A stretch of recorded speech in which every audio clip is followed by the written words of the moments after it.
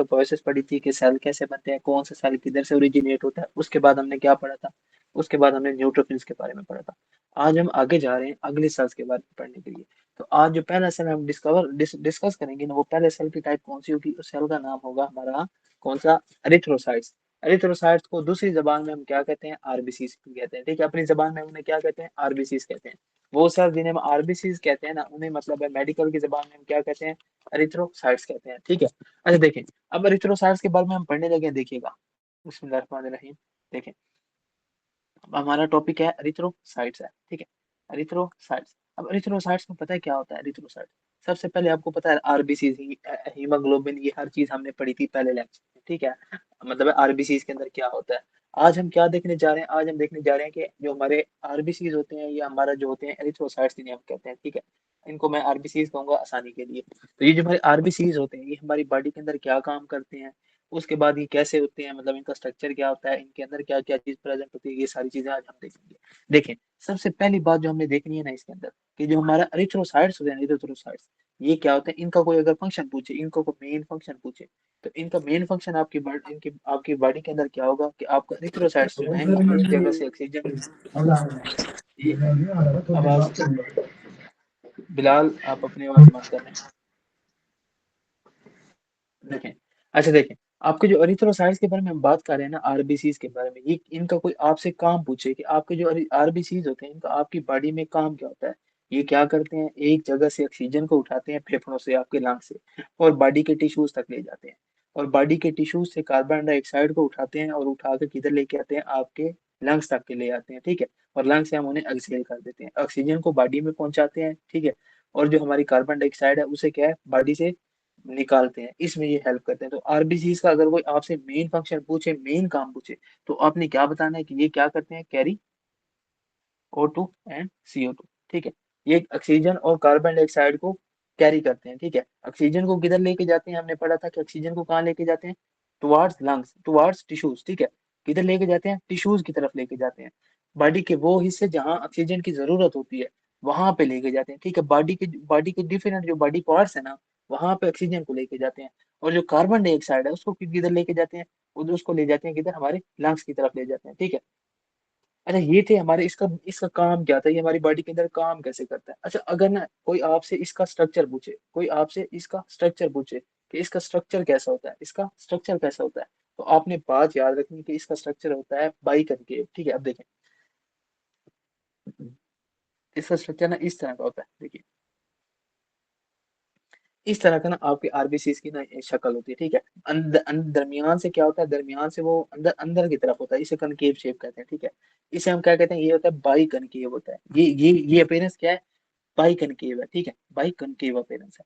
अच्छा, by concave appearance होने का ना फायदा क्या मिलता है हमें, क्या, देखें, अब हमारी बॉडी के अंदर दूसरे सेल्स होते हैं ना, लेट्स सपोज उनकी शक्ल किस तरह की होती है, आम, ये देखें, ये आरबीसी है। ठीक है, लेट्स सपोज, अगर आरबीसी, लेट्स सपोज, ठीक है, अगर हम सपोज करें, अगर क्या हम सपोज करें कि आरबीसी जो था, आरबीसी जो है ना, वो इस तरह का है, इस तरह का है। ठीक है, तो इस तरह होने में, मतलब उसके गोल होने में, राउंड होने में, स्फेरिकल होने में क्या हर्ज है। तो देखें, हमारे आरबीसी जो है, इन्होंने कैपिलरीज के थ्रू गुजरना होता है। देखिएगा, एक मिनट रुकें, ये जो हमारे आरबीसी है, इन्होंने किधर से गुजरना होता है, हमारी कैपिलरी से गुजरना होता है। देखें,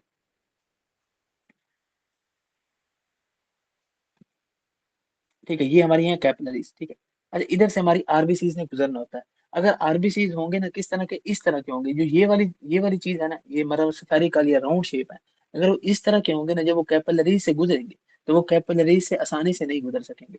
देखें, अगर मैं यहाँ से ये चीज गुजारने की कोशिश करूँ, तो क्या ये चीज यहाँ से गुजर सकती है, इस कैपिलरी से नहीं गुजर सकती, थोड़ी सी मुश्किल होगी। ठीक है, तो एक आपको एक और बात भी पता होनी चाहिए, कि एक टाइम में हमारी एक कैपिलरी से, हमारी कैपिलरी से क्या है, एक टाइम में एक आरबीसी गुजरा होता है। हमारी कैपिलरीज जो होती है इतनी छोटी होती है, इतना उनका ल्यूमन छोटा होता है। तो उसमें अगर एक आरबीसी एक टाइम में गुजरा है, क्या, एक टाइम में गुजरा है, अगर वो हो किस शक्ल का, स्फेरिकल हो, किस शक्ल का हो, राउंड हो या स्फेरिकल हो, तो उसे गुजरने में मुश्किल होगी। यही अगर हम सेम मिसाल लेना किसकी, बाइकनकेव की लें, तो देखें, ये देखें, ये आपकी क्या होगी, ब्लड वेसल है ना, ये देखें, ये देखें, अच्छा, ये आपकी ब्लड वेसल है, इस ब्लड वेसल में आपने क्या देखा, ये इसमें क्या है, ये ब्लड वेसल, ठीक है, आपकी कैपिलरी है। इसमें अब जब बाइकन केव शेप वाला गुजरेगा ना, देखें, इसमें आपकी बाई कनकेव शेप वाला जब मतलब आपका आरबीसी गुजरेगा ना, वो आसानी से गुजर जाएगा। वो क्या है, आसानी से गुजर जाएगा, वो इधर से आसानी से गुजर जाएगा, ठीक है। जबकि ये जो आपका राउंड वाला है, ये आसानी से नहीं गुजर सकता, ठीक है। एक वजह तो ये हो गई कि ये जो हमारा आरबीसी की शक्ल बाई कनकेव क्यों होती है, इसकी एक वजह क्या हो गई कि ये कैपिलरी से बाई कनकेव शेप जो है आसानी से गुजर जाती है। और दूसरी वजह पता है क्या है, दूसरा इसका फायदा क्या है बाई कनकेव होने का, इसकी बाई कनकेव शेप होने का दूसरा फायदा ये है कि ये ज्यादा से ज्यादा ऑक्सीजन को कैरी कर सकता है। अगर इसकी ये वाली शक्ल हो ना, बाइक एंड के वाली शक्ल हो, ठीक है, तो ये ज्यादा से ज्यादा ऑक्सीजन को क्या कैरी कर सकता है, मतलब ऑक्सीजन को ज्यादा से ज्यादा लंग से उठाएगा, लंग से उठा कर किधर ले आएगा, हमारे हमारी बॉडी के दूसरे पार्ट्स तक ले आएगा, ठीक है। अच्छा, ये था फायदा इसका। अगर हम इसके आगे चले, ये हमने पढ़ लिया है कि इसकी शेप किस तरह की होती है, इसकी शक्ल होती है बाई कनकेव शेप होती है। अगर हम इससे आगे जाए ना, बाई कनकेव शेप से आगे जाए, तो बाई कनकेव शेप से आगे ना, इसके अंदर किसी किस्म की कोई ऑर्गेनेली नहीं होती, ठीक है। देखें, ये क्या है आपका, आरबीसी है, ठीक है। देखिएगा, ये क्या है आपका, आरबीसी है, ठीक है। ये क्या है, आरबीसी। इसमें 95% क्या होता है आपका हीमोग्लोबिन होता है, 95% क्या होता है आपका हीमोग्लोबिन होता है। बाकी जो 5% होता है वो साइटोप्लाज्म होता है, वो 5% क्या होता है, इसमें साइटोप्लाज्म होता है, ठीक है। ये सेल ऑर्गेनेलिज है और सेल स्ट्रक्चर है जो मैं बता रहा हूँ, ठीक है। देखिए, अच्छा, अब इस 95% इसमें क्या होता है, हीमोग्लोबिन होता है। हीमोग्लोबिन ने क्या करना होता है, ऑक्सीजन की ट्रांसपोर्ट करनी होती है, ठीक है। ऑक्सीजन को उठा के oxygen and carbon dioxide transport, ठीक है।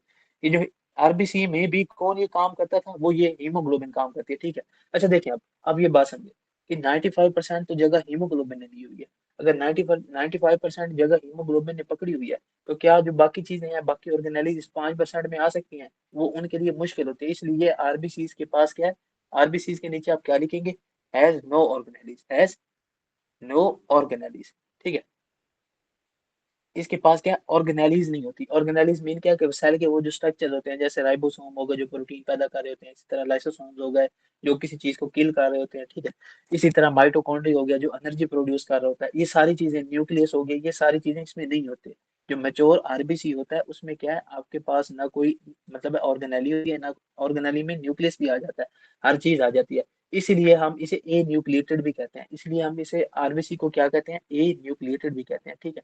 आरबीसी को हम क्या कहते हैं, ए न्यूक्लिएटेड, के मतलब इसके अंदर कोई न्यूक्लियस नहीं होता, ठीक है। यहाँ तक आपको समझ लग गई। अच्छा, इसके बाद अगर हम आगे चले ना, आगे अगले पेज पर चले, देखें हम आगे क्या देखने जा रहे हैं कि इसकी ना सोर्स ऑफ एनर्जी क्या है। देखिए, इसने पूरी बॉडी में घूमना है, हमारे सेल जितनी भी बॉडी के अंदर सेल है ना, उन्हें एनर्जी चाहिए होती है, एनर्जी के लिए उन्होंने कुछ ना कुछ करना होता है। अब हमने क्या पढ़ा है कि इसके पास कोई भी ऑर्गेनेली नहीं होती, ऑर्गेनेलीज में भी मेन क्या नहीं है, इसके पास माइटोकॉन्ड्रिया नहीं है जो एनर्जी प्रोड्यूस करती है, ठीक है। तो देखें, इसके पास माइटोकॉन्ड्रिया नहीं है, माइटोकॉन्ड्रिया ना होने की वजह से पता है क्या है, इसके अंदर अगर ग्लूकोज इसे यूज किसको करना है, एक ग्लूकोज को यूज करना है, ठीक है। इसका सोर्स ऑफ एनर्जी आप क्या लिखेंगे कि इसका सोर्स ऑफ एनर्जी क्या है आपका, सोर्स ऑफ एनर्जी क्या है इसका, सोर्स ऑफ एनर्जी इसका है ग्लूकोज, ठीक है। सोर्स ऑफ एनर्जी क्या है, ग्लूकोज। अच्छा, हम बायोकेमिस्ट्री में जाकर पढ़ेंगे कि हमारी बॉडी के पास में ग्लूकोज को तोड़ने के कई तरीके हैं। एक ग्लाइकोलाइसिस का तरीका होता है, एक क्या कहते हैं मतलब टीसीए साइकिल होता है, ट्राइकार्बोक्सिलिक एसिड साइकिल होता है, ठीक है। वो अभी यहाँ का टॉपिक नहीं है। अच्छा, इनमें ना जो ग्लाइकोलाइसिस होती है ना, वो होती है साइटोप्लाज्म में। बाकी जितने भी प्रोसेस हैं वो किधर होते हैं, ऑर्गेनेलीज के अंदर होते हैं। तो हमारा जो आरबीसी था उसके पास ऑर्गेनेलीज नहीं थी। इस वजह से जो सोर्स ऑफ एनर्जी है ग्लूकोज होगी वाया ग्लाइकोलाइसिस, ठीक है, वाया ग्लाइकोलाइसिस। ग्लाइकोलाइसिस मीन क्या है, ग्लाइकोलाइसिस मीन के ग्लूकोज को तोड़ना, ग्लूकोज को पायरुवेट में तोड़ना, ठीक है। ये अब लंबा चक्कर है, यहाँ पे मैं आपको नहीं समझा सकता, वरना ये इस पे भी तकरीबन 30-35 मिनट लग जाएंगे ग्लाइकोलाइसिस को समझाते समझाते। वो बायोकेमिस्ट्री का टॉपिक है, वहां जाके पढ़ेंगे। अच्छा देखें, ये हो गया क्या हमारा ग्लूकोज, ग्लूकोज या है ग्लूकोज टूटता है किसके थ्रू, ग्लाइकोलाइसिस के थ्रू टूटता है। अच्छा देखें, अब ना हमारे जो आरबीसी है ना, इनके अंदर जो एनर्जी जा रही होती है ना, एनर्जी जो इसको मिल रही होती है, वो 90% तो मिल रही होती है आपके ग्लाइकोलाइसिस से। 90% कैसे मिल रही होती है, आपकी ग्लाइकोलाइसिस से मिल रही होती है, ठीक है। 90% जो होती है किससे मिल रही होती है, आपकी ग्लाइकोलाइसिस से मिल रही होती है। जबकि जो बाकी 10% है ना, वो किधर से मिल रही होती है, एच एम पी शांट से, ठीक है। एच एम पी शांट क्या होता है, ये भी मैं आपको बताता हूँ। देखिए, बाकी जो बाकी जो है ना, मतलब 10% एनर्जी है, वो किधर से मिली होती है, वो मिली होती है आपकी एच एम पी शांट से, ठीक है। एच एम पी शांट का अब क्या मतलब है, एच एम पी शांट का ना दूसरा नाम हमारी बॉडी के अंदर क्या है, पेंटोज फास्फेट पाथवे। इसका दूसरा नाम क्या है, पेंटोज फास्फेट पाथवे। अच्छा, ये भी एक बायोकेमिस्ट्री का टॉपिक है, ठीक है, समझ लगी इस बात की। तो ये पेंटोज फास्फेट पाथवे जो है ना, पेंटोज फास्फेट पाथवे, इसमें पता है क्या होगा, इसका अगर हम इसका मतलब अभी हम पूरा पाथवे नहीं पढ़ सकते, इस टाइम में सिर्फ आपको ये बताता हूँ कि इसके अंदर क्या क्या बनता है हमारी बॉडी के। अब देखें, आप सोचें कि आपका ग्लूकोज है वो 90% जब एनर्जी अपनी है ग्लूकोज के थ्रू, ग्लाइकोलाइसिस के थ्रू ले रहा है, तो उसे ऐसी क्या जरूरत पड़ गई थी कि वो बाकी 10% ग्लूकोज से या ग्लाइकोलाइसिस से नहीं ले रहा, एचएमपी शंट से ले रहा है। तो एचएमपी शंट ना कुछ ऐसे प्रोडक्ट्स प्रोड्यूस करती है, इस मतलब है आरबीसी के अंदर, जो आरबीसी की प्रोटेक्शन करते हैं, जो क्या करते हैं आरबीसी को बचाते हैं किसी फॉरेन मतलब बाहर के किसी भी हमलावर से बचाते हैं, ठीक है। अब हम उसके बारे में पढ़ते हैं, देखिए ये एचएमपी शंट होगा ना बंदे के अंदर, तो एचएमपी शंट होने की वजह से ना इस बंदे के अंदर क्या दो चीजें बनेगी, ठीक है। इस बंदे के अंदर क्या बनेगी, दो चीजें बनेगी। पहली क्या चीज बनेगी इसके अंदर ना, पहली चीज ये बनेगी, इसके अंदर प्रोडक्शन होगी किसकी, एनएडीपीएच की, किसकी प्रोडक्शन होगी, production of N D P H, ठीक है, एनएडीपीएच, आपने एनएडीपीएच नहीं बोलना भी, ठीक है। अच्छा एक तो ये चीज बनेगी, दूसरी इसमें पता है क्या चीज प्रोड्यूस होगी, दूसरी इसमें प्रोडक्शन होगी किसमें, इसमें दूसरी प्रोडक्शन होगी, प्रोडक्शन ऑफ, इसमें दूसरी कौन सी चीज बनेगी, एचएमपी शंट या पेंटोज फास्फेट पाथवे की वजह से इस आरबीसी के अंदर वो होगी राइबोज 5 फास्फेट, ठीक है, राइबोज 5 फास्फेट, ठीक है। देखिए ये दो चीजें बनेगी, ये दो प्रोडक्ट बनेंगे इसकी वजह से, ठीक है। देखिए क्या कौन कौन से दो प्रोडक्ट बने, देखिए एक बना है आपका राइबोज 5 फास्फेट और दूसरा क्या बना है आपका एनएडीपीएच बना है। अच्छा देखिए, अब इस सारे प्रोसेस में ना जो एनएडीपीएच बना ना, इसका अब हमारी बॉडी के अंदर क्या है, एक रोल है, आरबीसी की प्रोटेक्शन में एक रोल है। अब वो रोल कौन सा होगा, ये पता है क्या करता है, ये करता है इसे, जो हमारे आरबीसीज होते हैं ना उसको ऑक्सीडेटिव स्ट्रेस से बचाता है, उसको क्या बचाता है, इसको क्या करता है, ये क्या करता है, अवॉइड करता है किसे, ऑक्सीडेटिव स्ट्रेस को, किसे, ऑक्सीडेटिव स्ट्रेस को। ऑक्सीडेटिव स्ट्रेस का क्या मतलब है, देखिए हमारी ना बॉडी के अंदर ना जो आयंस होते हैं ना, आयंस मतलब ऑक्सीजन होगी ना, ऑक्सीजन, अगर ऑक्सीजन होता है O2, ऑक्सीजन का फार्मूला क्या होता है, देखिए ये क्लासिकल एग्जांपल है हमारी बॉडी के अंदर, देखिए ये ऑक्सीडेटिव स्ट्रेस का मतलब क्या है, इसकी एग्जांपल देखो, इसकी एग्जांपल ये है कि हमारी जो ऑक्सीजन होती है ना इसका फार्मूला क्या होता है, O2 फार्मूला होता है, ठीक है। अगर लेट्स सपोज ऑक्सीजन से कोई ना, ऑक्सीजन से एक ऑक्सीजन का ना मालिक्यूल निकाले, ऑक्सीजन में दो मालिक्यूल होते हैं, नहीं दो का क्या मतलब है कि दो ऑक्सीजन मिलकर एक ऑक्सीजन का मालिक्यूल बना हुआ है, अगर कोई इस ऑक्सीजन के मालिक्यूल से आधा हिस्सा निकाल ले तो ये क्या रह जाएगा, ये रह जाएगा O नेगेटिव। ये जो O नेगेटिव है ना, ये क्या होता है, ये सुपर ऑक्साइड होता है, इसका नाम क्या है, सुपर ऑक्साइड। और ये एक एग्जाम्पल है, ठीक है, ये जो है ना ये सुपर ऑक्साइड जो है ये O नेगेटिव जो है, ये एक रिएक्टिव ऑक्सीजन स्पीशीज है, ये इसके दूसरा नाम क्या है, रिएक्टिव ऑक्सीजन स्पीशीज है, ठीक है, रिएक्टिव ऑक्सीजन स्पीशीज। अब ये इम्यूनोलॉजी का टॉपिक है, ऑक्सीडेटिव बर्स्ट में हम ये चीज पढ़ेंगे। यहाँ पे मैं आपको इसलिए बता रहा हूँ ताकि आपको कुछ मिसाल समझ लगे। अच्छा ये जो अब रिएक्टिव ऑक्सीजन स्पीशीज है ना, ये जो है ना ये डैमेज कर सकती है किसे, ये डैमेज कर सकती है हमारे आरबीसी को, ये किसको कर सकती है, एम आरबीसी को डैमेज कर सकती है, मे डैमेज आरबीसी, समझ लगी इस बात की। इसी तरह और भी चीजें होती हैं, जरूरी नहीं यही चीज होती है, और भी दूसरे प्रोडक्ट्स होते हैं जो डैमेज कर सकते हैं।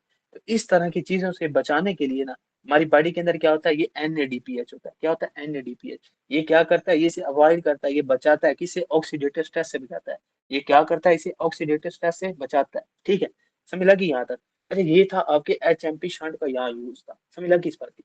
अच्छा अगर हम इसे आगे चले ना, ये जो हमारी आरबीसीज की मेम्ब्रेन्स होती हैं इनके ऊपर लगा होता है क्लोराइड और बाइकार्बोनेट का ट्रांसपोर्टर लगा होता है, ठीक है। अब इस ट्रांसपोर्टर का मतलब, ये एक्सचेंजर का मतलब क्या है, ये पता है क्या करता है, ये जब बॉडी के अंदर जाएगा ना, ठीक है, वहां पे क्या करेगा, अपनी बॉडी इसके अंदर क्या होता है, ये जो हमारी इसकी मेम्ब्रेन है इसके अंदर क्या लगा होगा, इसके अंदर लगा होगा क्लोराइड का और बाइकार्बोनेट का ट्रांसपोर्टर लगा होगा। ये क्या करेगा, ये जो है ना आरबीसीज जो होंगे, आरबीसीज ये ना जहाँ पे आरबीसीज को कार्बन डाइऑक्साइड लेने की जरूरत होगी। अब देखिए हमने क्या पढ़ा पीछे, हमने ये पढ़ा कि कार्बन डाइऑक्साइड जो होती है ये आरबीसीज क्या करते हैं, ट्रांसपोर्ट करते हैं, आरबीसीज क्या करते हैं, हमारी कार्बन डाइऑक्साइड को ट्रांसपोर्ट करते हैं। अब कार्बन डाइऑक्साइड को ट्रांसपोर्ट करने के लिए, कार्बन डाइऑक्साइड को क्या है, ट्रांसपोर्ट करने के लिए उन्हें कोई ना कोई किसी न किसी किस्म का कोई मतलब कोई ना कोई चीज तो चाहिए होगी ना, कोई ऐसा प्रोसेस होगा जिसके थ्रू वो ये काम कर रहे होंगे। तो वो ये काम किसके थ्रू करते हैं, वो करते हैं क्लोराइड और बाइकार्बोनेट के एक्सचेंजर के थ्रू। अभी एक्सचेंजर क्या काम करता है, या एंटी पोर्टर क्या काम करता है, जहाँ पे कार्बन डाइऑक्साइड ज्यादा होती है ना वहां पे आरबीसी पता क्या करते हैं, आरबीसी ये करते हैं कि आरबीसी वहां से अपना बाइकार्बोनेट ब्लड को दे देते हैं और उधर से कार्बन डाइऑक्साइड उठा देते हैं, उधर से क्या करते हैं, कार्बन डाइऑक्साइड उठा के अपने अंदर ले आते हैं, ब्लड के अंदर आ जाती है। ये देखिए मैं आपको ना एक कंपैरिजन बना के समझाता हूँ, देखिए ये क्या है आपका, देखिएगा ये है आपका टिश्यू, ये क्या है आपका टिश्यू है, ठीक है, और ये है आपका ब्लड, ठीक है, अब आपको पता है कि आपके टिश्यू के अंदर क्या होता है, कार्बन डाइऑक्साइड क्या होती है, ज्यादा होती है। और ये जो आपके ब्लड के अंदर क्या है, ब्लड में आरबीसी की मिसाल ले रहे हैं हम, ठीक है, आरबीसी जो होते हैं उसमें क्या होता है, ये आरबीसी के पास क्या होता है, बाइकार्बोनेट आयन होता है। क्या होता है, बाइकार्बोनेट आयन होता है। अब आरबीसी के पास क्या होता है, आरबीसी के पास ना एक चीज होती है, उस चीज को हम क्या कहते हैं, इस चीज को हम कहते हैं क्या, इस चीज का क्या नाम है, ठीक है, बाइकार्बोनेट क्लोराइड, ठीक है, एक्सचेंजर। समझ लगी, बाइकार्बोनेट और क्लोराइड एक्सचेंजर, ठीक है, ये क्या है, ये इसके पास होता है, आरबीसी के पास। अब ये पता है क्या है, हमारे जो टिश्यूज होते हैं ना, वहां पे क्या होता है, कार्बन डाइऑक्साइड ज्यादा होती है। अब हमारे जो आरबीसी जब आएंगे ना, मतलब ब्लड आएगा, वो क्या करेंगे, वो इस कार्बन डाइऑक्साइड को ले लेंगे और इसकी बजाय क्या करेंगे, मतलब है बाइकार्बोनेट को टिश्यू को दे देंगे, ठीक है, बाइकार्बोनेट को क्या दे देंगे, टिश्यू को दे देंगे। और जो इसका जो कार्बन डाइऑक्साइड है इसके पास, उसको क्या देंगे, उसको किधर ले जाएंगे, अपने पास बुला लेंगे। जो है कार्बन डाइऑक्साइड को क्या है, अपनी तरफ ले लेंगे, और बाइकार्बोनेट को क्या है, टिश्यू के अंदर रिलीज कर देंगे। अच्छा, अब ये तो हो गया टिश्यू और ब्लड में। अब देखिए, अब हमने क्या देखा कि ये इस सारे प्रोसेस की वजह से हुआ क्या है, ये जो कार्बन डाइऑक्साइड है, ये जो कार्बन डाइऑक्साइड है, ये किधर आ गया, इधर आ गया, ठीक है, ये क्या किधर ज्यादा हो गया, इधर ज्यादा हो गया, हमारे आरबीसी के अंदर ज्यादा हो गया कार्बन डाइऑक्साइड जो है, ठीक है। अब ये जो आरबीसी है, ये जो आरबीसी है, ये किधर जाएगा, ये जाएगा लंग के अंदर, ठीक है, ये किधर जाएगा, लंग के अंदर जाएगा, ये किधर जाएगा, लंग्स के अंदर जाएगा। अब आपको पता होगा कि लंग्स के अंदर क्या होता है, लंग्स के अंदर हमने कार्बन डाइऑक्साइड को देना होता है, ठीक है। यहाँ पे आरबीसी क्या करेंगे, उसी जो ऊपर वो ट्रांसपोर्टर था, क्लोराइड और बाइकार्बोनेट का जो मतलब है उसका ट्रांसपोर्टर था ना, उसके थ्रू वो क्या करेगा, उसके थ्रू वो ये करेगा कि वो ना क्या करेगा, यहाँ से क्या करेगा, कार्बन डाइऑक्साइड को इधर दे देगा, कार्बन डाइऑक्साइड को किधर दे देगा, हमारे लंग्स को दे देगा। जो पहले उसने कार्बन डाइऑक्साइड किधर से ली थी, टिश्यू से उठाई थी ना, टिश्यू से जो उठाई थी, वो क्या करेगा, वहां से कार्बन डाइऑक्साइड को जो अपने पास इसके कार्बन डाइऑक्साइड थी, उसको किधर दे देगा, उसको दे देगा हमारे लंग्स के अंदर दे देगा, ताकि वो उसको एक्सहेल कर सके। किधर दे देगा, लंग्स के अंदर दे देगा। और लंग्स से क्या है, क्लोराइड और बाइकार्बोनेट को अपने अंदर ले लेगा। समझ लगी, इस मैकेनिज्म के थ्रू वो क्या करता है, वो कार्बन डाइऑक्साइड को एक्सहेल करता है, टिश्यू से उठाता है, टिश्यू से उठा के किधर ले जाता है, हमारे लंग्स तक ले जाता है, ठीक है। ये तरीका होता है, ठीक है। समझ लगी कि उसने किधर से उठाई है, टिश्यू से उठाई है, टिश्यू से उसने उठाई है, टिश्यू से उठा के किधर लेके गया, लंग्स के थ्रू। पर उसने क्या, कौन सा ट्रांसपोर्टर यूज किया, क्लोराइड और बाइकार्बोनेट का ट्रांसपोर्टर यूज किया। समझ लगी इस बात की। अच्छा, ये था, ये इसका मेथड था, ये कैसे काम करता है। अब हम आगे चलते हैं, आगे हमने पता है क्या देखना है, आगे हमने कुछ चीजें पढ़नी है। अच्छा, कोई आपसे ये पूछे, अगर कोई आपसे ये पूछे कि आपके जो एरिथ्रोसाइट्स हैं ये मैच्योर होते हैं, अगर कोई आपसे पूछे कि इमैच्योर एरिथ्रोसाइट्स को क्या कहते हैं, तो इमैच्योर एरिथ्रोसाइट्स का पता है क्या नाम है हमारी बॉडी के अंदर, इमैच्योर एरिथ्रोसाइट्स को हम पता है क्या कहते हैं, इमैच्योर एरिथ्रोसाइट्स को हम कहते हैं रेटिक्युलोसाइट्स। क्या नाम कहते हैं, इमैच्योर एरिथ्रोसाइट्स से इमैच्योर आरबीसी को हम क्या कहते हैं, रेटिक्युलोसाइट्स कहते हैं, ठीक है, रेटिक्युलोसाइट्स कहते हैं। समझ लगी इस बात की। अच्छा, ये पहली बात होगी, ठीक है। इमैच्योर एरिथ्रोसाइट्स को हम क्या कहते हैं, रेटिक्युलोसाइट्स कहते हैं, ठीक है, इसे क्या कहते हैं, रेटिक्युलोसाइट्स कहते हैं। अच्छा, पहली बात ये होगी, पहली बात क्या होगी, रेटिक्युलोसाइट्स होगी। अच्छा, इसी तरह ना कुछ और वर्ड्स लिखे हुए हैं आपकी बॉडी के अंदर। एक वर्ड लिखा हुआ है एनिसोसाइटोसिस, एक आप आपके बुक के ऊपर वर्ड लिखा हुआ है एनिसोसाइटोसिस। ये आगे जाके हम शक्लें पढ़ेंगे इनकी, क्या हमें आरबीसीएस की शक्लें किस बीमारी में कौन सी शक्ल देखने को मिलती है। देखें, एनिसोसाइटोसिस, और दूसरी क्या है, पोइक्लोसाइटोसिस, ठीक है, पोइक्लोसाइटोसिस।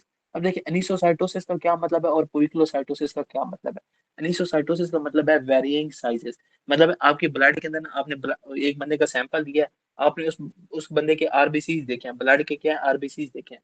तो कोई उसका आरबीसी जो था ना, कुछ आरबीसी उसके क्या थे, कुछ आरबीसी ना उसके क्या थे, छोटे छोटे थे, ठीक है, ठीक।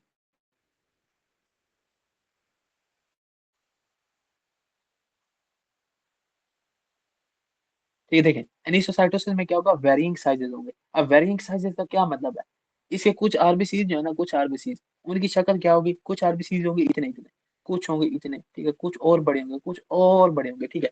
इसका मतलब क्या है कि उसके आरबीसी की साइज आपस में नहीं मिल रही, आरबीसी की क्या है, साइज नहीं मिल रही। कुछ आरबीसी छोटे हैं, कुछ आरबीसी बड़े हैं, ये मैं मिसाल के लिए गोल बना रहा हूँ ताकि आपको समझ लग सके, ठीक है। अच्छा, ये बात होगी किसकी, आपकी एनिसोसाइटोसिस की। अच्छा, इक्लोसाइटोसिस का क्या मतलब है, इक्लोसाइटोसिस का मतलब है वेरिएंट शेप्स, ठीक है, वेरिएंट शेप्स। अब देखें, अब इस बंदे के अंदर क्या है, आपने आरबीसी देखे, इस बंदे के अंदर आपने क्या देखे, आरबीसी देखे, कुछ थे कैसे, कुछ थे ऐसे, ठीक है। जो मतलब इसकी स्टैंडर्ड पिक्चर है, जो क्या स्टैंडर्ड पिक्चर है इनकी, देखिएगा। ठीक है, कुछ इस तरह के थे, कुछ क्या है इस तरह के थे, कुछ क्या है इस तरह के थे, ठीक है। अब ये जो इस तरह के आपको आरबीसीज मिल रहे हैं उस बंदे के ब्लड के अंदर, वो क्या है, इस प्रोसेस को हम क्या कहते हैं, कि सारे हैं आरबीसीज मगर उनकी शेप्स अलग है। कोई ग्राउंड है, कोई स्फेरिकल है, कोई बाइकनकेव है, ठीक है, कोई मतलब पिंच्ड आउट है। ये सारी चीजें हम आगे जाके पढ़ेंगे कि कौन कौन से सेल्स देखने को मिलते हैं। ये इस प्रोसेस को हम क्या कहते हैं, अनिसोसाइटोसिस और पोइकिलोसाइटोसिस कहते हैं। समझ लगी इस बात की। अच्छा, आगे हमने क्या देखना है, आगे हमने ये देखना है कि ये एरिथ्रोसाइट्स जो होते हैं ना, अगर इनका लेवल जो है ना बहुत ज्यादा बढ़ जाए। एक मिनट, एक बात और, कि इमेच्योर आरबीसीज के बारे में पढ़ा ना, रेटिकुलोसाइट्स के बारे में। अगर कोई आपसे ये पूछे कि एक एरिथ्रोसाइट को जो ब्लड से आता है, हमारे जो मतलब है बोन से रिलीज होता है ना, हमारी बोन से रिलीज होता है, वो इमेच्योर ही होता है। हमारी बोन से रेटिकुलोसाइट्स ही रिलीज होते हैं, ठीक है। रेटिकुलोसाइट्स आते हैं हमारे ब्लड के अंदर, और हमारे ब्लड के अंदर आके 1 वीक लेते हैं, 1 वीक लेने के बाद ये मेच्योर होते हैं, ठीक है। तो आप क्या लिखेंगे,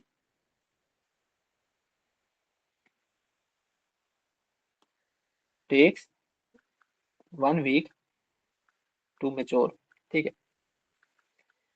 एक रेटिकुलोसाइट जो है वो मैच्योर होने में 1 हफ्ते का टाइम लेता है। कितना टाइम लेता है, 1 हफ्ते का टाइम लेता है, ठीक है। 1 हफ्ते का क्या लेता है, टाइम लेता है। अच्छा, ये सारी चीजें पढ़ ली। अब ना हमने कुछ और चीजें देखनी है, ठीक है। ये सारी चीजें हमने देख ली। अब ना हम आगे आ रहे हैं। आगे हमने पता है क्या देखना है। अगर कोई आपसे ये पूछे कि आपके जो आरबीसीज होते हैं इनकी प्रोडक्शन कैसी होती है, मतलब आरबीसीज को ऐसी कौन सी चीज है जो आपके आपकी बॉडी के अंदर आरबीसीज की प्रोडक्शन को इंक्रीज कर देगी, ठीक है। तो आपने क्या लिखना है, आपने ये लिखना है कि आपके आरबीसीज की प्रोडक्शन के लिए जो पॉजिटिव स्टिमुलस होती है ना, पॉजिटिव स्टिमुलस, ठीक है। पॉजिटिव स्टिमुलस पता है कहाँ से जाती है, देखिएगा। अच्छा, जो आपकी पॉजिटिव स्टिमुलस है ना, पॉजिटिव स्टिमुलस, ये आपकी बॉडी में कौन सी चीजें लेके आती हैं, आपने ये देखनी है। सबसे पहले जो आपकी आरबीसीज के लिए पॉजिटिव स्टिमुलस होती है ना, ये कौन लेके आते हैं, ये लेके आता है हाइपोक्सिया, ठीक है। ये क्या लेके आता है, हाइपोक्सिया। अगर किसी बंदे को ऑक्सीजन की कमी होगी ना, तो उसकी बॉडी उस ऑक्सीजन की कमी को पूरा करने के लिए ज्यादा से ज्यादा आरबीसीज की प्रोडक्शन करवाएगी।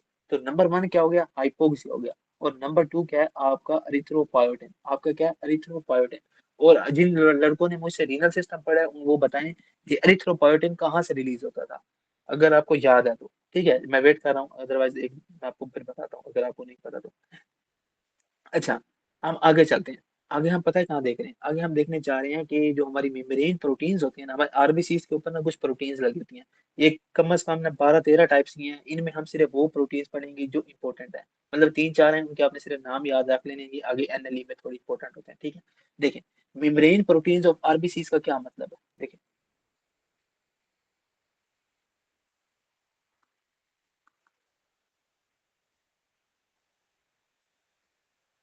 अच्छा, ये एरिथ्रोपोइटिन है, ये कहाँ से रिलीज होता है, ये आपने याद रख लेना है, ये आपकी किडनी से रिलीज होता है, ठीक है। ठीक है, अच्छा, अब मेम्ब्रेन प्रोटीन ऑफ किधर आ जाते हैं, मेम्ब्रेन प्रोटीन ऑफ आरबीसीज के ऊपर आ जाते हैं। इन्हें मतलब ज्यादातर 12-13 किस्म की होती हैं, पर आपने पता है कौन कौन सी याद रखनी है। एक आपने याद रखनी है स्पेक्ट्रिन, ठीक है। स्पेक्ट्रिन प्रोटीन होती है एक, एक क्या होती है, अनकाइरिन प्रोटीन होती है, ठीक है, अनकाइरिन।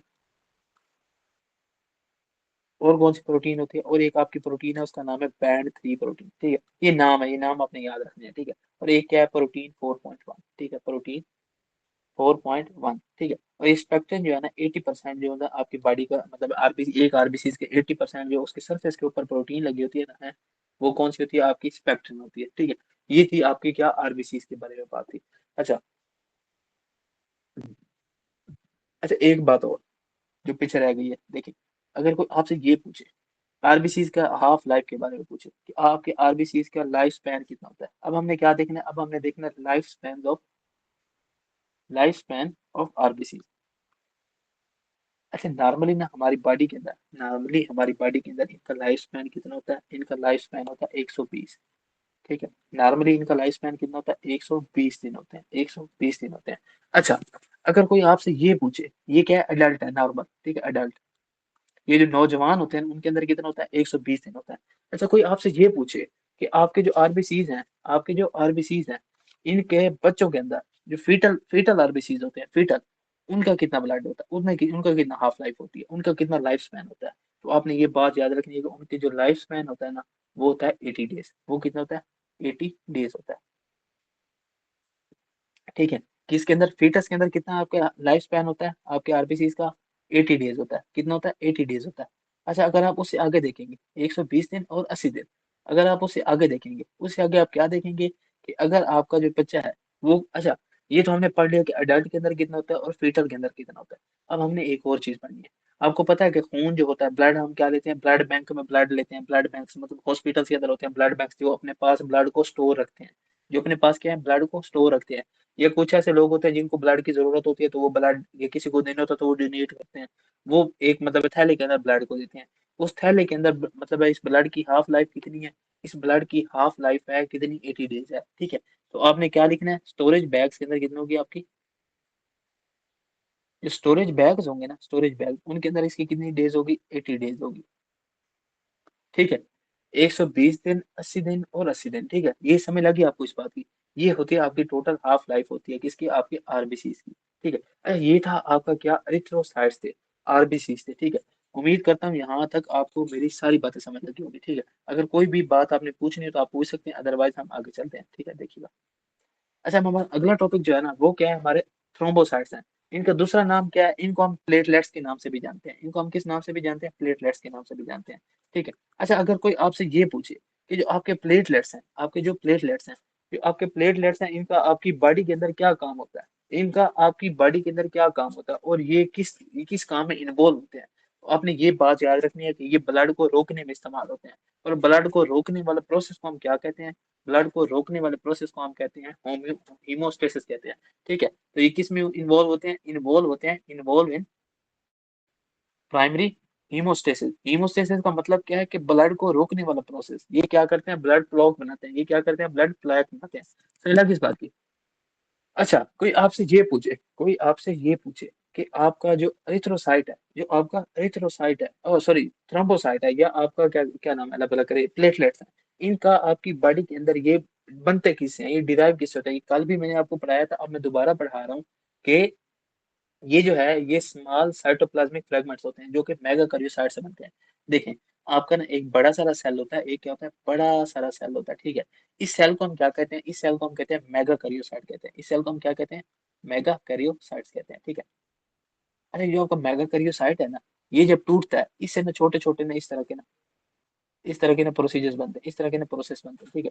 ये जो छोटी छोटी चीजें बनी है ना, ये जो छोटे छोटे ग्रेन्यूल्स बने हैं, इन्हें हम क्या कहते हैं, इन्हें हम कहते हैं प्लेटलेट्स कहते हैं, इन्हें हम क्या कहते हैं, प्लेटलेट्स कहते हैं, समझ लगी।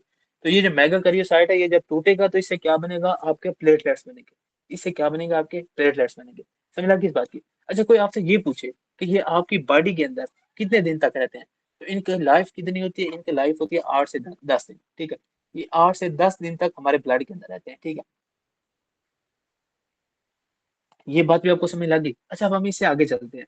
इससे आगे हम पता है कहाँ जा रहे हैं, इसके आगे हम जा रहे हैं कि ये ना मतलब ये हमने ऊपर क्या पढ़ा था कि हीमोस्टेसिस में काम करते हैं ना, ये हीमोस्टेसिस वाली जो पूरी चीज है ना, ये जाके ये जो प्राइमरी प्लग या प्लेटलेट प्लग बनना, ये सारी चीज जाके इंशाल्लाह परसों के लेक्चर में हम देखेंगे, या कल अगर मंडे वाले दिन या उससे अगले दिन ट्यूसडे वाले दिन, कि ये मतलब प्राइमरी हीमोस्टेसिस होती क्या है, वहां पे जाके मैं आपको इसका सारी चीज बताऊंगा, ठीक है। अभी ये जो ये बीच में 2 4 लाइनें मैं छोड़वा रहा हूँ, इसके बारे में अभी आपने टेंशन नहीं लेनी। उसके बाद हम चलते हैं पता है कहाँ पे, उसके बाद हम देखने जा रहे हैं कि इसके अंदर पता है क्या है, इसके अंदर होता क्या क्या है, हमारी जो प्लेटलेट्स होती हैं, ये छोटी छोटी जो बन गई हैं, इनके अंदर होता क्या है, ये जो छोटी छोटी बन गई हैं, इनके अंदर होता क्या है, इनके अंदर ना कुछ ग्रेन्यूल्स होते हैं, कुछ थैली होती हैं किसी चीजों से भरी हुई। 2 तरह के ग्रेन्यूल्स होते हैं, ठीक है। जो हमारा प्लेटलेट होती है ना, प्लेटलेट, इनके अंदर क्या होते हैं, 2 तरह के ग्रेन्यूल्स होते हैं। अब उन 2 तरह के ग्रेन्यूल्स के हमने नाम पढ़ने हैं, ठीक है। देखिए, इनके नाम क्या होते हैं, देखिए, इनका ना दो ग्रैन्यूल्स है ना, 2 तरह के ग्रैन्यूल्स होते हैं, मैंने पहले भी बताया, दोबारा बता रहा हूँ। 2 तरह के ग्रैन्यूल्स कौन कौन से होते हैं, एक होते हैं डेंस ग्रैन्यूल्स, ठीक है। इसके ग्रैन्यूल्स कितने होते हैं, देखिए।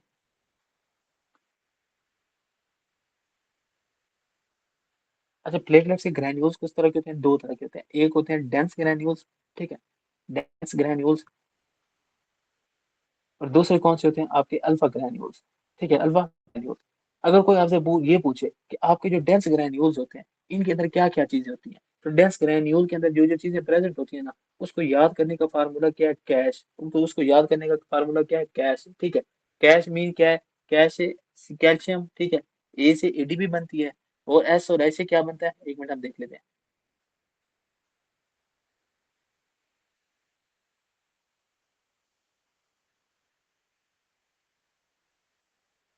ये देखिए, ये जो आपका कैश है, कैश इसे सी, देखें,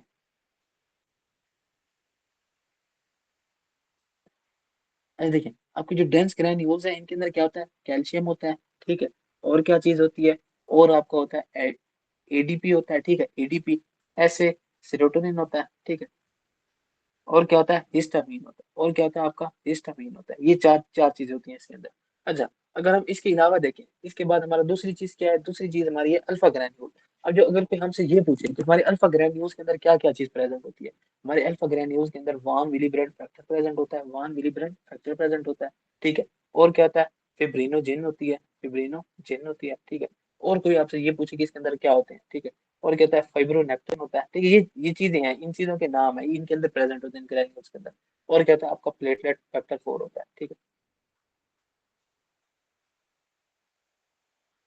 अच्छा, ये चीजें प्रेजेंट होती हैं किसके अंदर, हमारे जो ग्रैन्यूल्स होते हैं ना, डेंस ग्रैन्यूल्स हो गए या अल्फा ग्रैन्यूल्स हो गए, इनके अंदर ये चीजें प्रेजेंट होती हैं। अच्छा, इसके बाद एक और बात याद याद रखिएगा, हमारी टोटल बॉडी की जितनी भी प्लेटलेट्स होती है ना, ये कहाँ पे जाके टूटती हैं, तो ये जाके टूटती है हमारे, मतलब हमारी बॉडी के अंदर ना प्लेटलेट्स का एक स्टोरेज रूम है।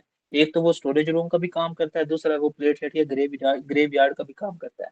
तो वो है स्प्लीन, ठीक है। जो आपका स्प्लीन है, स्प्लीन, वो क्या है, वो एक तो स्टोरेज है, स्टोरेज एंड ग्रेव यार्ड, ठीक है, and graveyard of platelets, ठीक है। जो प्लेटलेट्स हैं वो इधर ही आके टूटती भी हैं और इधर भी आके स्टोर भी होती हैं, ठीक है, प्लेटलेट्स का, ठीक है। जो आपके प्लेटलेट्स हैं, इनको ये स्टोर भी इधर ही होती हैं, और क्या है, इनकी जो मतलब ब्रेक डाउन होती है, इनको जो तोड़ना होता है 8 से 10 दिन के बाद ये खत्म हो जाती है ना हमारी ब्लड से। तो इनको खत्म करने के लिए कुछ ना कुछ होता होता है ना। तो इनको खत्म करने के लिए क्या होता है, इनको खत्म करने के लिए क्या चीज होती है, वो होती है हमारी स्प्लीन, ठीक है। और ये स्टोर कितना होता है, 1/3 होता है। मतलब लेट्स सपोज अगर हमारी बॉडी के अंदर क्या है, 1,50,000 क्या कहते हैं हमारे प्लेटलेट्स मौजूद हैं, तो वो 1,50,000 जो मतलब प्लेटलेट्स हैं, उनमें से 50,000 जो होते हैं, उनमें से जो 50,000 होते हैं वो किधर होते हैं, हमारे स्प्लीन के अंदर स्टोर होते हैं। 50,000 क्या होते हैं, हमारे स्प्लीन के अंदर स्टोर होते हैं। अच्छा, यहीं से क्या हम अगली बात करते हैं कि हमारी बॉडी के अंदर जो हमारे प्लेटलेट्स हैं, इनका लेवल क्या होता है, इनके प्लेटलेट्स का लेवल क्या होता है, ठीक है। प्लेटलेट्स का लेवल होता है ना, ये 1,50,000 से 4,50,000 के दरमियान होता है, ठीक है। ये क्या है, 1,50,000 से 4,50,000 के दरमियान होता है, ये हमारी पार्टी के अंदर इनका लेवल होता है। समझ लगी इस बात की। अच्छा, आगे चलते हैं, इससे आगे क्या देखना है, अगर किसी बंदे के अंदर ना प्लेटलेट्स की कमी हो जाए, अगर किसी बंदे के अंदर क्या है, प्लेटलेट्स की क्या होगी, कमी हो गई है, तो प्लेटलेट्स की कमी होने की वजह से उस पेशेंट के अंदर क्या होने लग जाएगा, ब्लीडिंग होने लग जाएगी, ठीक है, क्योंकि ये ब्लड को रोकती है ना।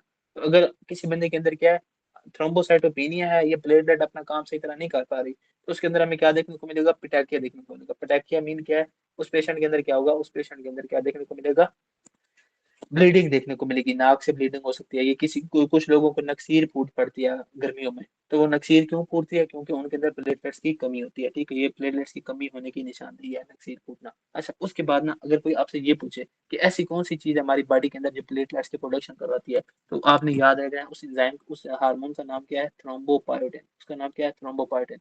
और ये रिलीज कहाँ से होता है, लीवर से रिलीज होता है, ठीक है। और ये क्या करता है, ये स्टिमुलेट करता है किसको, प्लेटलेट प्रोडक्शन को, ठीक है। अरे ये था आपका क्या, प्लेटलेट्स के बारे में था ये, मतलब जो चीजें मैंने छोड़ दी है ना, वो हम आगे जाके पढ़ेंगे। ये वन विलिप्रेंट फैक्टर क्या होता है, GP1B, ठीक है, ग्लाइकोप्रोटीन 1B, या फिब्रिनोजन रिसेप्टर क्या होता है, GP2B3 है। ये सारी चीजें यहाँ की नहीं है, ये इंशाल्लाह परसों के लेक्चर में या मंगल वाले लेक्चर में हम देखेंगे, ठीक है। अच्छा, हम आगे चले ना, इससे आगे, इसके आगे पता है क्या है, इससे आगे जो हमारा टॉपिक है ना, उसका नाम है मोनोसाइट्स। उसका नाम क्या है हमारा, मोनोसाइट्स टॉपिक का नाम है। अब आपने देखना कि आपके जो मोनोसाइट्स होते हैं ना, मोनोसाइट्स, इनका क्या काम होता है, इनके बारे में ना आपने, मैं आपको लिखवा बताता हूँ, देखें। अब हम क्या पढ़ने जा रहे हैं, मोनोसाइट्स के बारे में पढ़ने जा रहे हैं, मोनोसाइट्स, ठीक है। अब आपके जो मोनोसाइट्स है ना, मोनोसाइट्स, इनके बारे में अगर आपसे ये पूछे ना, तो मोनोसाइट्स जो है ना, ये आपके ब्लड के अंदर घूम रहे होते हैं। ये क्या है, आपके ब्लड के अंदर घूम रहे होते हैं, ठीक है। इनकी अगर कोई आपसे स्ट्रक्चर पूछे कि ये किस तरह के होते हैं, तो इनका जो न्यूक्लियस होता है ना, ये क्या है, ये ब्लड के अंदर होते हैं, ठीक है। और इनका जो, अगर कोई आपसे ये पूछे कि इनका क्या है, इनका न्यूक्लियस किस तरह का होगा, तो इनके न्यूक्लियस के बारे में आपने ये बात याद रखनी है कि आपके जो मतलब है मोनोसाइट्स है ना, इनका न्यूक्लियस किस तरह का होगा, इनका न्यूक्लियस होगा किस तरह का, इनका न्यूक्लियस होगा लार्ज किडनी शेप। इनका किस तरह का होगा, किडनी शेप न्यूक्लियस होगा। इनमें किस चीज का न्यूक्लियस मिलेगा, किस तरह का न्यूक्लियस मिलेगा, किडनी शेप न्यूक्लियस देखने को मिलेगा। क्या देखने को मिलेगा? किडनी शेप न्यूक्लियस देखने को मिलेगा। समझ लगी इस बात की? अच्छा, और क्या देखने को मिलेगा? जो इसका साइटोप्लाज्म है ना, उसकी हमें पेरिस कैसे देखने को मिलेगी? उसकी पेरिस होगी फ्रोस्टेड ग्लास पेरिस देखने को मिलेगी। क्या मिलेगा हमें? फ्रोस्टेड ग्लास पेरिस देखने को मिलेगी। ठीक है, जैसे किसी शीशे के ऊपर ना मतलब बर्फ जमी हुई हो ना, उस तरह का इसका साइटोप्लाज्म देखने को मिलेगा। ठीक है। अच्छा, ये क्या था? ये था हमारे मोनोसाइट्स थे। अच्छा देखिए, मोनोसाइट्स के बारे में इतना ज्यादा नहीं लिखा हुआ। मोनोसाइट्स के बारे में अपने बस ये याद रखना है कि मोनोसाइट्स जो है ना, मोनोसाइट्स ये जब मतलब बॉडी के अंदर, ये बॉडी के अंदर घूम रहे होते हैं, वैसे ब्लड के अंदर आम रूटीन में घूम रहे होते हैं। और ये क्या है? ये क्या चीज बनाते हैं? ये डिफरेंशिएट होते हैं। डिफरेंशिएट मीन क्या? कि ये जब मैच्योर होते हैं ना, ये मतलब है इनसे क्या बनते हैं? ये गिव राइज टू, मतलब गिव राइज टू, मतलब ये जब डिफरेंशिएट होते हैं ना, जब मतलब डिवाइड होते हैं, तो ये क्या बनाते हैं? मैक्रोफेजेस बनाते हैं। ये क्या बनाते हैं? मैक्रोफेजेस बनाते हैं। ठीक है। अच्छा, कोई आपसे ये पूछे, जैसे कल हमने न्यूट्रोफिल्स पढ़े थे ना, तो उनमें हमने क्या पढ़ा था कि आपके अंदर अगर बैक्टीरियल इन्फेक्शन हो ना, अगर अक्यूट बैक्टीरियल इन्फेक्शन हो, तो उसके अंदर क्या होते हैं? आपके न्यूट्रोफिल्स बढ़ जाते हैं।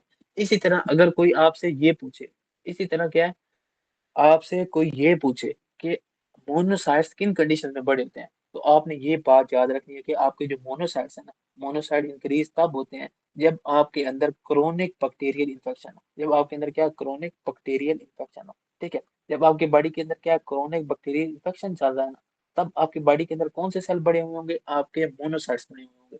ठीक है। अच्छा, ये थे आपके मोनोसाइट्स। इनके अंदर कुछ ज्यादा चीज नहीं थी, इसलिए मैंने इनको ज्यादा एक्सप्लेन नहीं किया। जो मतलब आरबीसी ज्यादा एक्सप्लेन करने वाली थी, उसमें मैंने तकरीबन आपको आधा घंटा समझाया है। ठीक है। अच्छा, ये थे क्या? आपके मोनोसाइट्स। अब हम चलते हैं आगे। आगे हम कहाँ चल रहे हैं? मैक्रोफेजेस के ऊपर चल रहे हैं। अगर हम आगे हम कहाँ जा रहे हैं? मैक्रोफेजेस के ऊपर जा रहे हैं, देखिएगा। अच्छा देखें, अब हम क्या पढ़ने जा रहे हैं? मैक्रोफेजेस देखने जा रहे हैं। अच्छा, मैक्रोफेजेस होते क्या हैं? मैक्रोफेजेस के बारे में भी हमने क्या पढ़ा है कि ये मोनोसाइट से अराइज होते हैं। मोनोसाइट क्या है? मोनोसाइट इनके मतलब है अबू लगे, जैसे अगर हम अपने सादा मिसाल सादा जबान में कहें, जो मोनोसाइट्स होते हैं वो क्या है? इनके एज अ वालिद के तौर पे काम करते हैं। मोनोसाइट डिवाइड होंगे या मोनोसाइट होंगे, अपने बच्चे पैदा करेंगे तो उनके बच्चे क्या होंगे? मैक्रोफेजेस होंगे। तो उनके जो मैक्रोफेजेस हैं, उनके जो बच्चे हैं, अब हमने इनके बारे में पढ़ना है। ठीक है। देखें, जो आपके मोनोसाइट्स है ना, मोनोसाइट्स, इनका काम क्या है? इनकी आपकी बॉडी के अंदर काम क्या है? देखिए, अब हम क्या पढ़ने जा रहे हैं? मैक्रोफेजेस पढ़ने जा रहे हैं।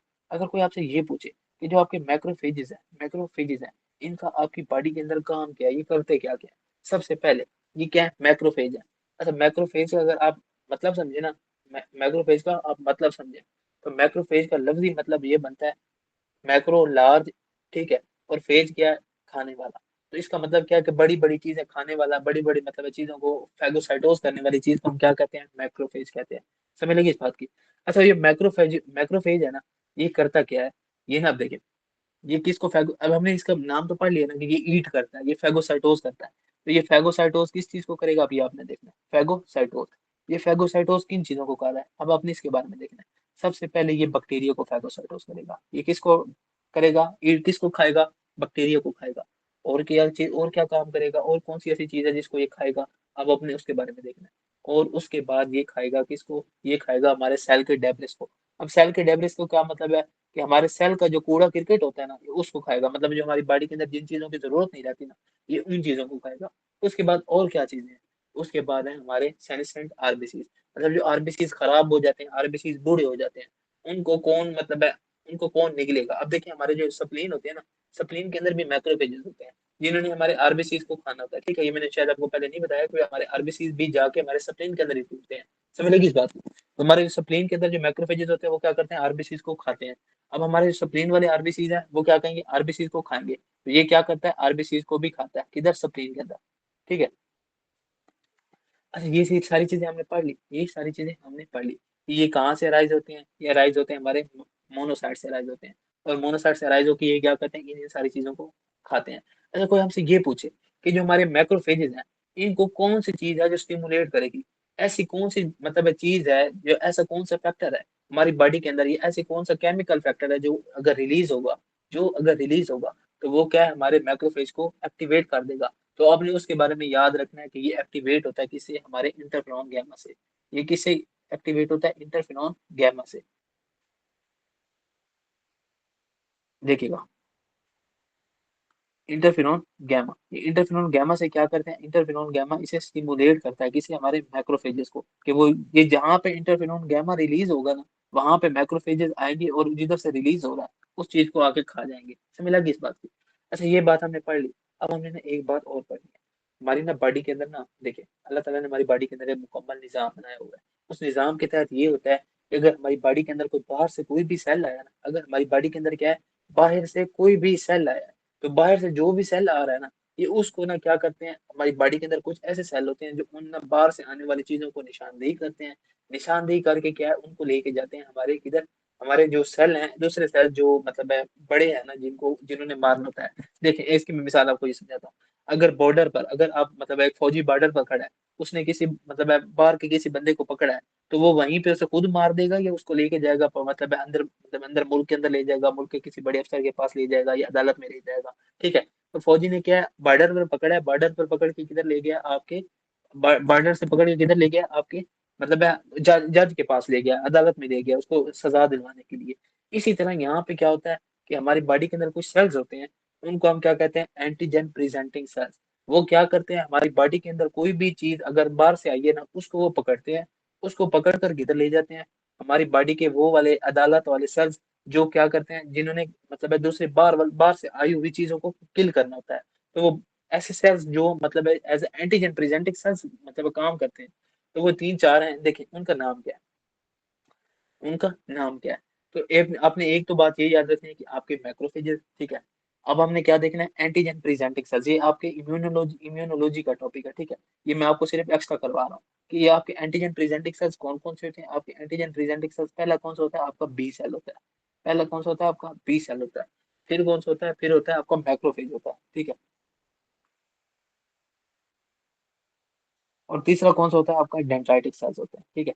डेंड्राइटिक सेल्स होते हैं, ठीक है। और कुछ बुक्स ये भी कहती हैं कि जो आपका लैंगरहैंस सेल्स है ना, जो आपके स्किन के अंदर होते हैं, ये भी एज अ क्या काम करते हैं, ये एज अ मतलब है लैंगरहैंस सेल्स जो लैंगर हैंड सेल्स, ये भी ऐसा काम करते हैं कि इसकी एंटीजन प्रेजेंटिंग सेल्स के तौर पे काम करते हैं, ठीक है।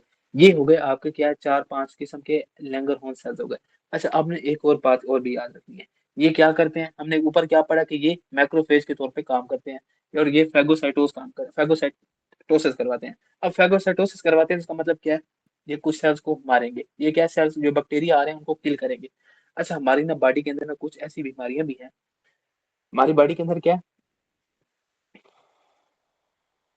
देखें हमारी बॉडी के अंदर ना कुछ ऐसी बीमारी, कुछ ऐसे बैक्टीरिया भी हैं मतलब है दुनिया के अंदर या मतलब बाहर हमारे इन्वायरमेंट में, जो जिनको हमारी बॉडी के सेल्स किल नहीं कर सकते, जिनको क्या है हमारी बॉडी के सेल्स किल नहीं कर सकते। तो वो ऐसी कौन सी चीजें हैं जिनको हमारी बॉडी के सेल्स किल नहीं कर सकते। एक तो वो बीमारी का नाम है सार्कोइडोसिस, एक तो उस बीमारी का नाम क्या है, सार्कोइडोसिस। और दूसरी क्या है, टीबी। दूसरी क्या है, टीबी। अब टीबी और सार्कोइडोसिस में क्या होता है, जो हमारे सेल्स होते हैं ना, ठीक है, ये क्या करते हैं, ये हमारे सार्कोइडोसिस वाले हैं, ये जो दूसरे हैं क्या नाम है, अलग अलग करे, टीबी वाले बैक्टीरिया। इनको क्या होता है, इनमें हमारी बॉडी जो होती है वो क्या है, वो किल नहीं कर पा रही, किन्हें, वो किल नहीं कर पा रही किस चीज को, वो किल नहीं कर पा रही, जो ये बैक्टीरिया आ गए इनको किल नहीं कर पा रही। देखिए अब मैं आपको ये इनकी मिसाल देख समझाता हूँ। ये देखें, ये आपकी बॉडी के अंदर क्या पड़ा है, ये आपकी बॉडी के अंदर एक बैक्टीरिया पड़ा है, ठीक है। ये आपकी बॉडी के अंदर क्या है, एक बैक्टीरिया पड़ा है, ठीक है। लेट्स सपोज ये टीबी का बैक्टीरिया, ये क्या है, टीबी का बैक्टीरिया, ट्यूबरकुलोसिस का बैक्टीरिया। और हमारी बॉडी के मैक्रोफेज क्या है, इसे आएंगे इधर देखें, ये हमारा मैक्रोफेज आया, ठीक है। इसने इसे खाने की कोशिश की पर वो खा नहीं सकेगा, ठीक है। अच्छा अभी एक आया, वो नहीं खा सकेगा तो दूसरा आ जाएगा, ठीक है। दूसरा भी नहीं खा सका, लेट्स सपोज, ठीक है। तीसरा भी नहीं खा सका, ठीक है। चौथा भी नहीं खा सका, ठीक है। और क्या है, पांचवा भी नहीं खा सका, ठीक है। अब देखें, अब ये क्या करेंगे, हमारे जो सेल्स होंगे ना, सेल्स ये देखें, ये हमारा टीबी का बैक्टीरिया है। अब हमारे बॉडी के जो सेल्स हैं, मतलब बॉडी के जो फौजी हैं, ये जो मतलब जिन्होंने बाहर की चीजों को मतलब मारना है, ठीक है, वो अगर इसको किल नहीं कर पा रहे ना, वो पता है क्या करेंगे, वो ये करेंगे कि वो ना इसके इर्द गिर्द ना घेरा डाल देंगे, वो इसके इर्द गिर्द क्या कर लेंगे, घेरा डाल देंगे इस बैक्टीरिया के खिलाफ। अब वो जब इसके गिर्द घेरा डालेंगे ना, तो वो क्या करेंगे, वो इसके गिर्द घेरा डाल के ना इस बैक्टीरिया को यहाँ पे एक मखसूस लोकेशन के अंदर बॉडी के अंदर क्या कर देंगे, कैद कर देंगे। इस एक मखसूस लोकेशन के अंदर क्या कैद कर देंगे। अब इसके कैद करने की वजह से वो बैक्टीरिया तो यहाँ से कहीं नहीं जा सकेगा, पर इन सारों के इकट्ठे होने की वजह से, इन सारों के इकट्ठे होने की वजह से यहाँ पे जो सेल बन जाएगा, इस सेल को क्या कहेंगे, जायंट सेल कहेंगे। इस सेल को हम क्या कहेंगे, जायंट सेल कहेंगे। ठीक है, और जायंट सेल भी कहते हैं और इसे क्या कहते हैं, ग्रेन्युलोमा भी कहते हैं। ठीक है, ये जो सारी चीज, ये जो सारा मतलब बना पड़ा है ना, मतलब एक बैक्टीरिया को या एक ग्रुप ऑफ बैक्टीरिया को पकड़ने के लिए जो सारे मैक्रोफेजेस एक जगह पे इकट्ठे हो गए हैं, उसको हम क्या कहते हैं, जायंट सेल कहते हैं। और जब ये जायंट सेल मिलती है तो इसे हम क्या कहते हैं, ग्रेन्युलोमा कहते हैं। इसे हम क्या कहते हैं, ग्रेन्युलोमा कहते हैं। ठीक है, इसे क्या कहते हैं, ग्रेन्युलोमा कहते हैं। ठीक है, अच्छा ग्रेन्युलोमा भी अब दो तरह के होते हैं, एक सिजिएटिंग होता है, नॉन सिजिएटिंग होता है। जो सिजिएटिंग होता है ना, वो होता है मतलब इन्फेक्शन में। तो टीबी में हमें सिजिएटिंग मिलेगा, जो हमारा मतलब सार्कोइडोसिस होता है, वो बैक्टीरियल काज की वजह से नहीं होता, तो उसमें नॉन सिजिएटिंग मिलेगा। ये भी यहाँ का टॉपिक नहीं है, बस आपको मैंने जरा सा मतलब इंट्रोड्यूस किया इस चीज का। ठीक है, इसमें क्या हो जाएगा, ग्रेन्युलोमा बन जाएगा। इसमें क्या बन जाएगा, ग्रेन्युलोमा बन जाएगा। तो मिला किस बात की, अच्छा ये था आपका क्या, ये था आपके मैक्रोफेजेस के, मैक्रोफेजेस वाला टॉपिक। अब ना हमने मैक्रोफेजेस की ना कुछ टाइप्स पढ़नी है। अब देखें, हमारी बॉडी के अंदर ना बहुत सी जगह पे ना क्या होते हैं, मैक्रोफेजेस प्रेजेंट होते हैं। पर सारों का नाम एक सा नहीं है। सारों का नाम क्या है, एक सा नहीं है। सारों का नाम एक सा नहीं है, क्यों नहीं है, अब देखें। हमारे जो ब्रेन के अंदर, ये देखें, अब ना आपने यूं लिखना है, ये आपने एक साइड पे लिख लेना एरिया। ठीक है, और उसके अंदर जो मैक्रोफेज होगा आपने उसके बारे में भी लिखना है। ठीक है, मैक्रोफेज। अब देखें, एरिया और मैक्रोफेज।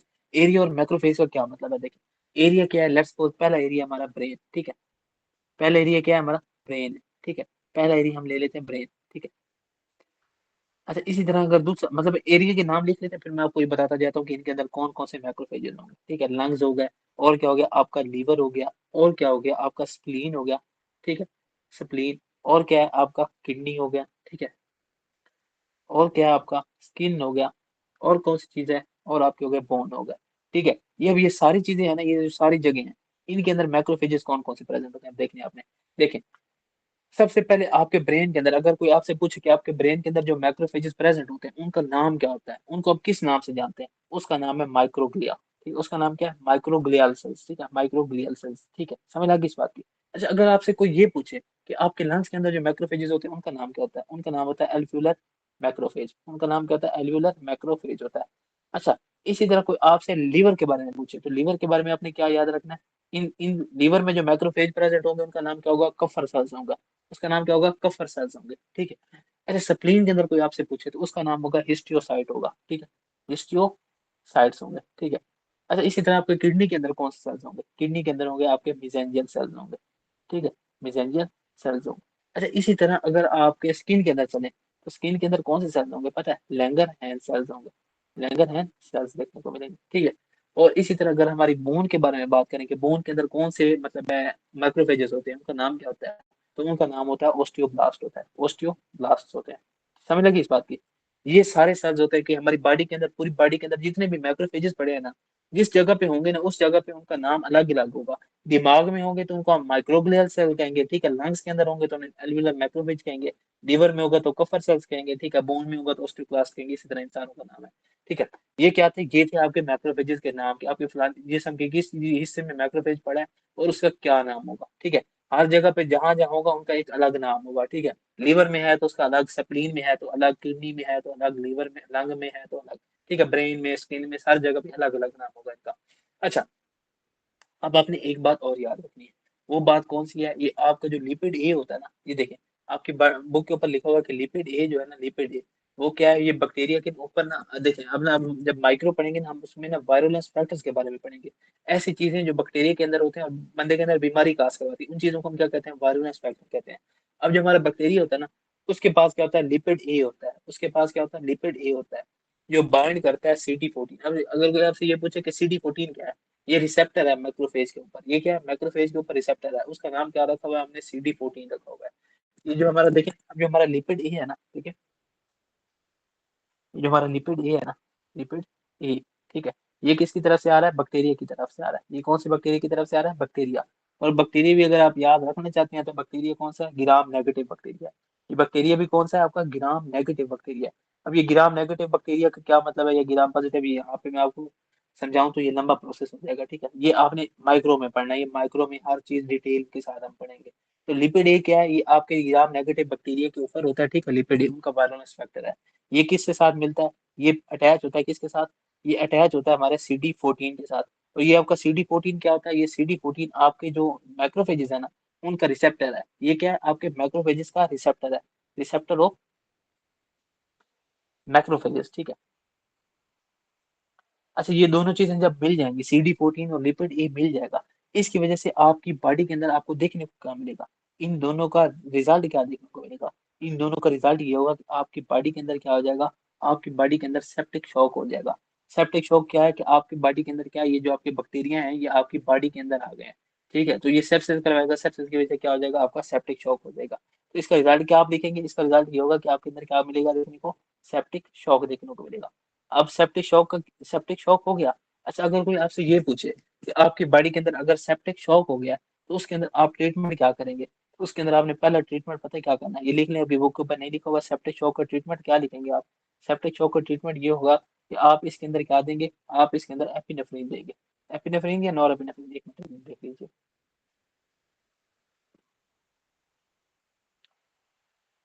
हाँ, नॉर एपिनेफ्रीन देंगे, सॉरी मैं एपिनेफ्रीन दोबारा था, नॉर एपिनेफ्रीन देंगे, ठीक है। क्या देंगे, नॉर एपिनेफ्रीन देखने को देंगे, ठीक है, नॉर एपिनेफ्रीन देंगे, ठीक है। और अगर कोई आपसे पूछे कि नॉरएपिनेफ्रिन आपके पास नहीं है तो उसमें आप क्या देंगे, नॉरएपिनेफ्रिन के बाद आप देते हैं एडीएच या डेस्मोप्रेसिन देते हैं, ठीक है, एंटी डाययूरेटिक हार्मोन देते हैं, ठीक है, ये इसे वेजोप्रेसिन डेस्मोप्रेसिन भी कहते हैं, ठीक है। ठीक है, ये था आपका सेप्टिक शॉक, ये टॉपिक क्या था आपका, सेप्टिक शॉक था। अच्छा, अगर हम इसे आगे चले, रुकिएगा देखें, अगर हम इसे आगे चले, इससे आगे क्या देखना है हमने। अच्छा देखें, यहीं पे एंड करते हैं, काफी ज्यादा पढ़ लिया आज हमने, घंटा हो गया ऑलरेडी पढ़ते हुए हमें। देखें, ये हमने ना, ये कौन कौन से सेल देखे हैं देख लेते हैं, इनका रिव्यू हल्का फुल्का देख लेते हैं। सबसे पहले हमने क्या पढ़ा था, हमने एरिथ्रोसाइट्स पढ़े थे, ठीक है। एरिथ्रोसाइट्स के बाद हमने क्या पढ़ा था, एरिथ्रोसाइट्स के बाद हमने क्या पढ़ा था, प्लेटलेट्स पढ़ी थी, ठीक है। प्लेटलेट्स के बाद हमने क्या चीज पढ़ी थी, प्लेटलेट्स के बाद हमने मैक्रोफेजेस पढ़े थे, और मैक्रोफेजेस के बाद हमने क्या पढ़ा, हम मोनोसाइट्स और मैक्रोफेजेस पढ़े थे। आज हमने ये 4 सेल पढ़े हैं, इंशाल्लाह मैं कोशिश करूंगा कि अगली क्लास में ना ये मैं बाकी सारे सेल खत्म करूँ मंडे वाली क्लास में, और उसके बाद हम क्या स्टार्ट करें, उसके बाद हम अपने हीमोस्टेसिस वाले टॉपिक की तरफ आए, ठीक है।